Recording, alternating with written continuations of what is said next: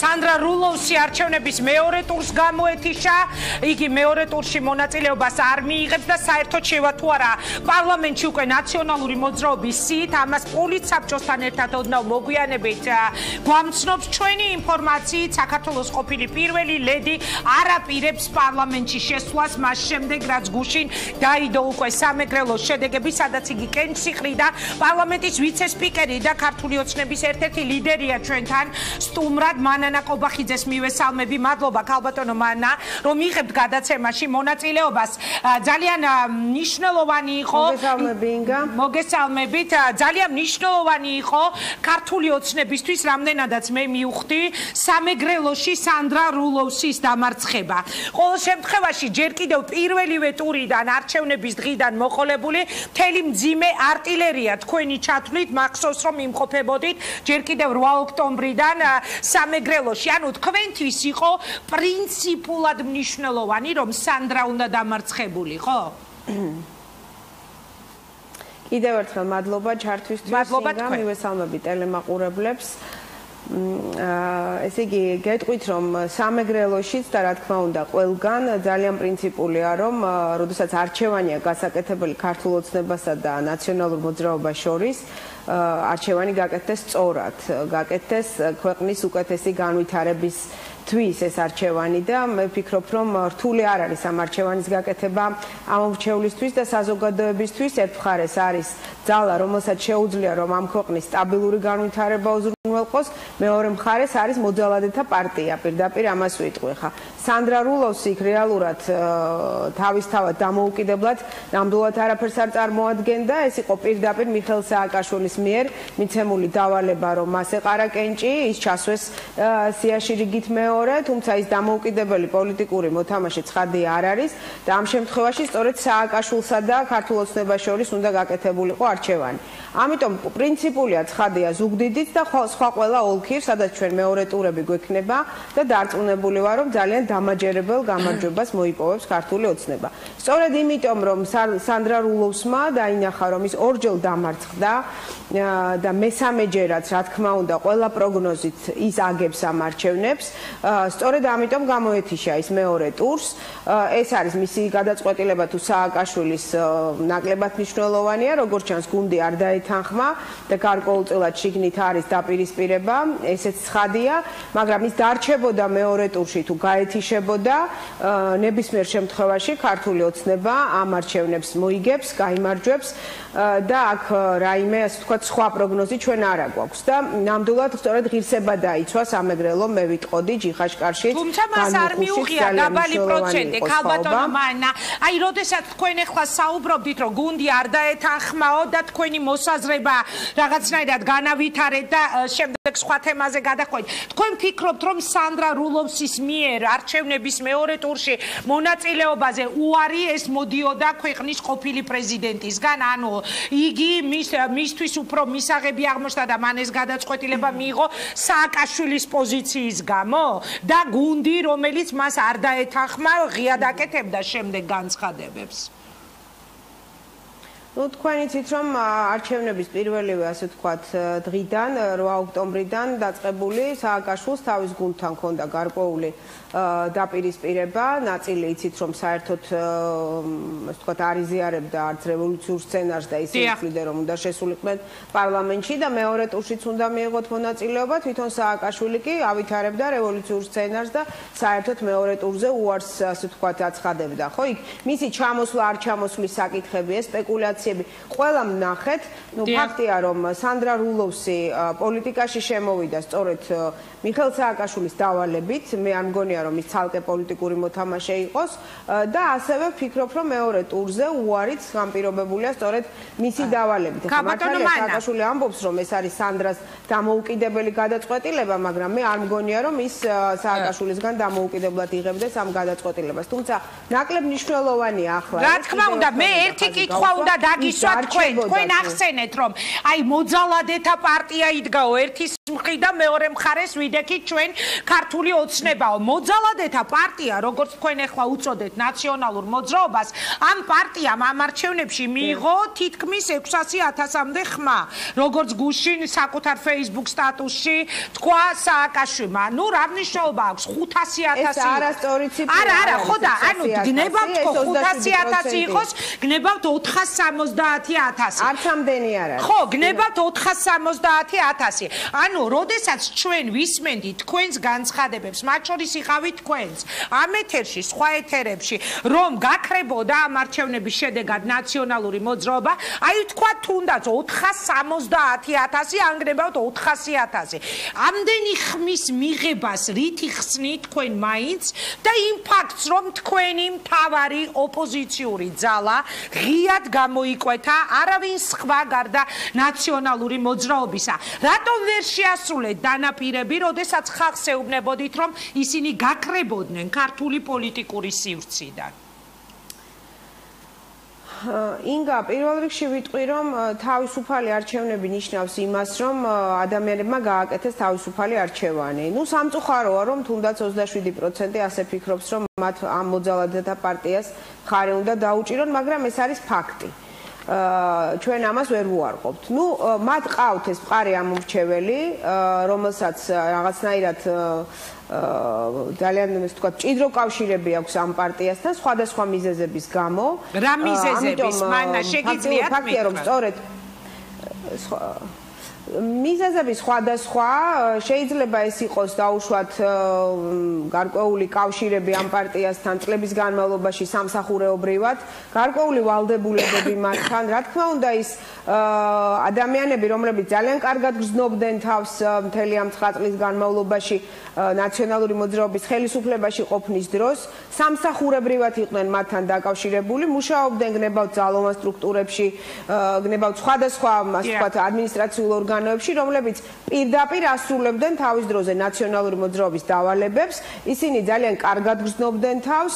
ჰქონდათ ასე ვთქვათ ამისთვის პრემიებიც ჩვენ ნახეთ ხო სტილი როგორი იყო მეტი დაკავებული მეტი პრემია ჰქონდათ ყველა სიკეთე ნაციონალური მოძრაობისგან რა თქმა უნდა უკანონოდ ხა თქვენ იცით როგორ ხდებოდა არა დასაქმება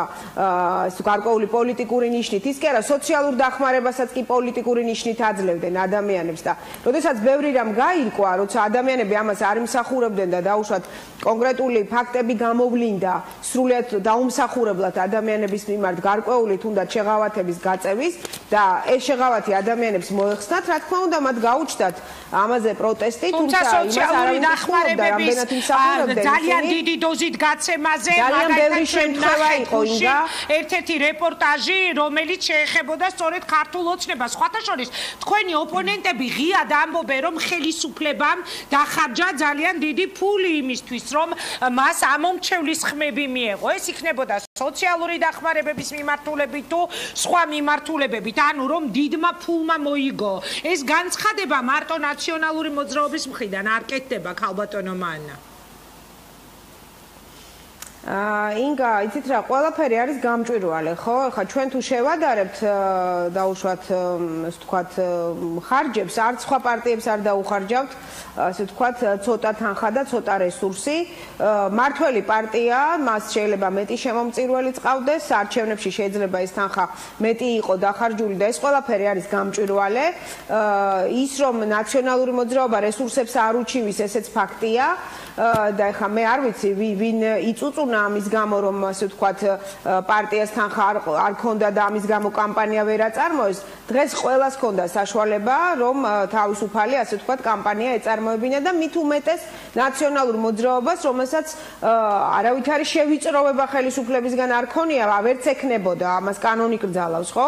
მათ თავისუფლად აწარმოეს ეს კამპანია და მაინც ვერ მიიღეს ის შედეგი რაც მათ სურდათ ისინი მათი შედეგი მიიღეს რასაც თქვენი დაპირებებიდან გამომდინარე ალბათ თქვენც არ ელოდით იმიტომ რომ მთავარი ოპონენტი საქართველოს პარლამენტში ერთადერთი დაგრჩათ სწორედ ნაციონალური მოძრაობა რომელმაც სხვათა შორის ეხლა ეს არის საზოგადოების არჩევანი განმეორებითი კენჭისყრა მარნეულში მოგიგოთ ამას რით იხსნით ესეც დემოკრატიის მანიშნებელია. ჩვენ ამაში დადებითი შეგვიძლია დავინახოთ. რა თქმა უნდა, მეორე ტური იქნება და დარწმუნებული ვარ, ჩვენ მარნეულს მოვიგებთ, ისევე როგორც ყველა ოლქს ხაზი მინდა გაუსვა, მით უმეტეს სადაც ნაციონალური მოძრაობაა. და ის რომ არასოდეს ოპოზიციის წარმომადგენელს და ოპოზიციურ პარტიას ეთნიკური უმცირესობებით დასახლებულ ოლქებში არ მოუგია არჩევნები, ესეც გარკვეული ასე ვთქვათ ნიშანია იმისა, რომ ნამდვილად დემოკრატიულად ჩატარდა ეს არჩევნები და ის 60 ხმა იყო გადამწყვეტი, თუ რაღაც ძალიან მცირე რაოდენობა ხო ხმების. ესეც მანიშნებელია, რომ თავისუფალი დემოკრატიული მშვიდობიანი არჩევნები ჩატარდა და რაც გააკეთა არჩევანი საზოგადოებამ ეს იყო, თუმცა კიდევ ერთხელ ვამბობ, მეორე ტურში დარწმუნებული ვარ, რომ საბოლოო გამარჯვება ნამდვილად იქნება. ანუ თქვენი იმედი გაქვთ, რომ მარნეულსაც მოიგებთ მეორე ტური და წაგებული აღმოჩნდება ნაციონალური მოძრაობის კანდიდატი. ქალბატონო მანა, ერთი ამის იმედი მაქვს და არა მარტო მარნეულს, რა თქმა უნდა. აი, რამდენ მანდატს ელოდებით? შეგიძლიათ მითხრათ ამ მაჟორიტარული მეორე ტურიდან? ჩვენ ვფიქრობთ, რომ კონსტიტუციურ უმრავლესობას მივიღებთ, დანარჩენი დაველოდოთ შედეგებს, რა თქმა უნდა, იქნება თავისუფალი არჩევნები, ჩვენ დამკვირვებლებს კიდევ ველოდებით, ევროსაბჭო, ეუთო ჩართული არიან ამ პროცესში, ჩვენ ხუმრობით იმასაც ვამბობდით სამეგრელოში, რომ ამომრჩეველზე მეტი დამკვირვებელიაო. ძალიან მშვიდად ჩატარდა ეს არჩევნები, ჯიხაშკარშიც, განმუხურშიც, გახდით იქ და მე ვფიქრობ, რომ აი ეს გარკვეული ტესტია იმისა, რომ საზოგადოებაც გაზრდილია, ამომრჩეველიც გაზრდილია, ხელისუფლებაც ძალიან პასუხისმგებლობით ეკიდება იმ მოვალეობებს, რაც ჩვენ გვაქვს, დიახ, ჩვენ გვაქვს ვალდებულება, რომ თავისუფალი არჩევნები ჩავატაროთ. რაც შეეხება ახლა თქვენ ბრძანებთ ძიმე артиლერიის გადასროლას, იცით რა, მთელი ნაციონალური მოძრაობა, როდესაც იყო უბნებთან მობილიზებული, ეს იყო 8 ოქტომბერსაც, თუმცა მე მაგალითად 8 ოქტომბერს შტაბიდან საერთოდ არ გავსულვარ და უბნებზე არ მივსულვარ და მე ვთვლიდი, რომ არ იყო საჭირო მაგრამ თქვენ იყავით სამეგრელოში. მე ძიმე артиლერია, როცა ვიგულისხმე და მათ შორის ერთ-ერთი თქვენც იქ რომ იყავით, თავისთავად გამიჩნდა ეს კითხვა, რომ მაგალითად მანანა კობახიძე იყო, სოზარი იქ იყო, ანუ მთელი ეს დამრტყმელი ძალა ოცნების იყო სამეგრელოში, ანუ თქვენ გეშინოდათ, რომ არ მოეგო სანდრა რულოვს და ამიტომ ჩახვედით თუ არა? არა, ინგა, მე მინდა სწორად გამიგოთ, მე 2008 წლის არჩევნებზეც, საპარლამენტო არჩევნებზეც, როცა მაშინ ოპოზიციაში, ასე ვთქვათ, ვიყავით, მაშინაც სამეგრელოში ვიყავით და ეს არ არის რაიმე გამონაკლისი, ძალიან კარგად ვიცნობ ამ რეგიონს და მქონდა სურვილი, რომ ჩავსულიყავით, თუმცა რა მინდა ვთქვა, სწორედ ნაციონალური მოძრაობის ლიდერებისგან გადადგმული ეს ნაბიჯი, რომ მათ ჩათვალეს, რომ სწორედ უბნებთან უნდა მდგარიყვნენ, რასაც ვფიქრობ, რომ არ არის სწორი და არც ისინი უნდა იდგნენ უბნებთან, არც ჩვენ და ყველა, ასე ვთქვათ, იყოს თავის შტაბში არჩევნების დღეს, მაგრამ რადგან მათი არჩევანი იყო სწორედ ასეთი, ზუსტად გარკვეული პრევენციისთვის, გარკვეული ექსცესების თავიდან აცილებისთვის, მე ვფიქრობ, მნიშვნელოვანი იყო, რომ იქ ხელისუფლების წარმომადგენელიც ყოფილიყო. თუმცა ჩვენი კამპანიას არ ვაწარმოებდით იმ მომენტში, უბრალოდ ჩვენი დგომით გარკვეულწილად შეიძლება ვთქვათ, მხარდაჭერასაც გამოვხატავდით, რა თქმა უნდა, ჩვენი კანდიდატის მიმართ, მაგრამ უფრო მეტად ალბათ პრევენციის მიზანი ჰქონდა ამას, რომ იგივე ჩვენი მხარდამჭერებისგან თუ მათი მხარდამჭერებისგან რაღაც ექსცესებს არ ქონოდა. გავიგეთ, დღეს გაზეთმა რეზონანსმა გამოაქვეყნა სავარაუდო კანდიდატების სია, რომლებიც იქნებიან ვერტიკალში საქართველოს პარლამენტის მასმერე, რაც უკვე ოფიციალურად შეიკრიბება პარლამენტი, დასახელებულია პარლამენტის თავმჯდომარე ციის მეორე ნომერი ირაკლი კობახიძე, თქვენი გუნდის აღმასრულებელი მდივანი, ვიცე-სპიკერებად საუბარია რეზონანსის მიხედვით კვლავ თქვენზე და ზვია ძიძიგურზე, ასევე იუსტიციის მინისტრის სავარაუდო კანდიდატურა თამარ ჩუგოშვიძე, ან ეკა ბესელიას შემცვლელად ადამიანის უფლებათა დაცვის კომიტეტში. რა შეგიძლიათ მითხრათ აი ამ განლაგებაზე ვერტიკალში პარლამენტის სპიკერატში? პირველ რიგში, როგორც მახსოვს, ირაკლი რიგით მესამეა, პირველი არის პრემიერ-მინისტრი, მესამე, დიახ, უკაცრავ კვირიკაშვილი, კალაძე და კობახიძე, დიახ. დიახ, ამას ახლა შეიძლება არ აქვს არსებითი მნიშვნელობა, რაც შეეხება ამას, ეს არის ვარაუდები. მე გეტყვით, რაც შემიძლია ფაქტის სახით გითხრათ, რომ ჯერ პოლიცსაბჭოს ამ თემაზე არ უმსჯელია და რაიმე გადაწყვეტილება არ მიუღია, ამიტომ ეს შეიძლება ჩავთვალოთ, რომ რაღაც გარკვეული ვარაუდებია და მოსაზრებებია შეიძლება ითქვას კონკრეტული ჟურნალისტების, რა თქმა უნდა, ჩვენ ამ გადაწყვეტილებას მივიღებთ და ეს გახდება საჯარო, ჩვენი ახლა მთავარი ამოცანაა, რა თქმა უნდა, მეორე ტურში ძალიან დამაჯერებელი იქნება ჩვენი გამარჯვება და ხა თანამდებობებს რა თქმა უნდა ადამიანები იმ ასე ვთქვათ პროფესიონალიზმის, კვალიფიკაციის, გამოცდილების მიხედვით მიიღებენ უბრალოდ განესაზღვრებათ მათ გარკვეული პოზიცია უმრავლესობის გადაწყვეტილებით სწორედ მათი პროფესიული უნარჩვევების თქვენ დარჩებით ვიცე-სპიკერად, თქვენ რა ინფორმაცია გაქვთ? შემთხვევაში არ არის. რა ინფორმაცია გაქვთ თქვენ რჩებით ვიცე-სპიკერად, ქალბატონო მანა, თუ სხვაზე არ გსურთ საუბარი, იქნებ თქვენზე მითხრათ. თუ დამიჯერებთ და რა ვიცი, არ შეიტანთ ჩემს გულწრფელობაში ამ თემაზე საუბარი ჯერ ნამდვილად არავისთან არ მქონია არც მე პირადად და არც განხილულა ეს თემა და ნახოთ, სადაც საჭიროა მარინა კობახიძის აქტიურობა პარლამენტში და როგორც ამას გადაწყვეტს უმრავლესობა, ვიქნები იქ. კიდევ ერთი კითხვა. ამ ბოლო დღეებში აღარ ჩანს ოცნების საარჩევნო შტაბის ხელმძღვანელი, გულისხმობ კახი კალაძეს. მე მესმის, რომ ამაზე არ მიპასუხებთ, მაგრამ ასეთ კითხვას დაგისვამთ. სად უფრო წარმოგიდგენია თქვენ კალაძე პარლამენტში უმრავლესობის ლიდერად, თუ მთავრობაში კვლავ ვიცე-პრემიერად, ან იგივე ენერგეტიკის მინისტრად? პირველ რიგში ვიტყვი, რომ კახი ჩვეულებრივ ჩართულია ამ საარჩევნო პროცესში, როგორც იყო, ნამდვილად ასე ვთქვათ, რაიმე არ შეცვლილა ამ ხრივ შტაბის მუშაობაში. მას, რა თქმა უნდა, შეუძლია ძალიან პოზიტიური როლი ითამაშოს პარლამენტშიც და იყოს უმრავლესობის ლიდერიც და რა თქმა უნდა, ჩვენ ვნახეთ, რომ ის იყო საკმაოდ ეფექტური მინისტრი და შეიძლება ის იყოს მთავრობაშიც. ორივე შესაძლებლობა შეიძლება განვიხილოთ. ესეც გადასაწყვეტია, რა თქმა უნდა, გუნდის უმრავლესობის და რა თქმა უნდა, პირადად მისი პოზიცია. ანუ არ მიდასტურებთ, რომ იგი განიხილება უმრავლესობის ლიდერად პარლამენტში. ამაზე აი გულწრფელად თუ დამიჯერებთ, ჯერ რაიმე გადაწყვეტილება მიღებული არ არის.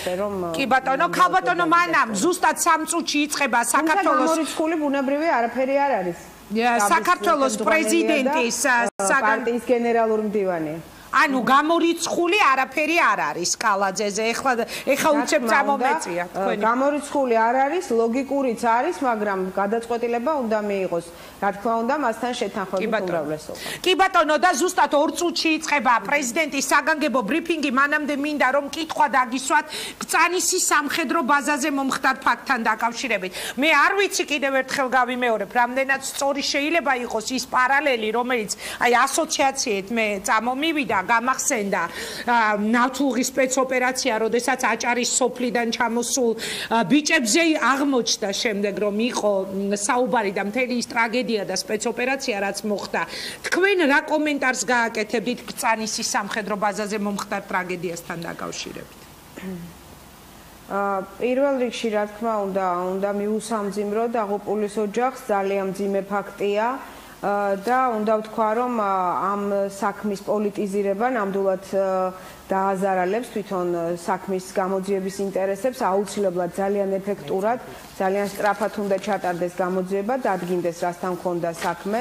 რაც შეეხება და მე იმედი მაქვს, რომ ეს ასეც იქნება, რაც შეეხება პარალელს, ნამდვილად ვერ გავავლებდი პარალელს, იმიტომ რომ მაშინ ჩვენ მქონდა საქმე სრულიად სხვა ტიპის ხელისუფლებასთან და იქ არის უამრავი ფაქტი და მტკიცებულება იმისა, როგორ მოხდა ფაქტიურად ხელოვნურად ასეთი, ასე ვთქვათ,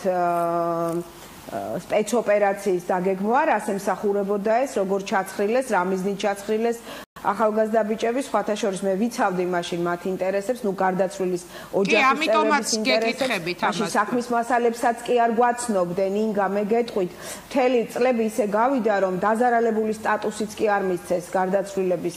ოჯახის წევრებს და საქმის მასალებიც კი იყო აბსოლუტურად მიუწვდომელი ჩვენთვის, სულ სხვა რეალობა იყო, ამიტომ ნუ შევადარებთ. მადლობა. ტრაგედია, გარდაცვლილი ადამიანი ყოველთვის ძალიან დიდი დანაკლისია, დაველოდოთ გამოძიებას, მეც ვერაფერს ვერ გეტყვით. მადლობა, ანუ თქვენ ელოდებით გამოძიებას და წინასწარ არაფერზე სხვაზე საუბარი არ გსურთ. მან აკობახიძეს მე წარმატებას უსურვებ. არა, უბრალოდ ვერ ვისაუბრებ, ძალიან რთულია ხა, თუ გამოძიებამ არ დაადგინა ფაქტები, პოლიტიკოსებმა რა შეფასებები უნდა ვაკეთოთ. მადლობა, ქალბატონმა, ნაწარმატება მინდა გისურვოთ. მადლობთ რომ იყავით ჩვენი სტუმარი, მე ვემშვიდობები პარლამენტის ვიცე-სპიკერს, რომელიც გავრცელებული ინფორმაციით კვლავ დარჩება საკუთარ პოზიციაზე სპიკერატში. მე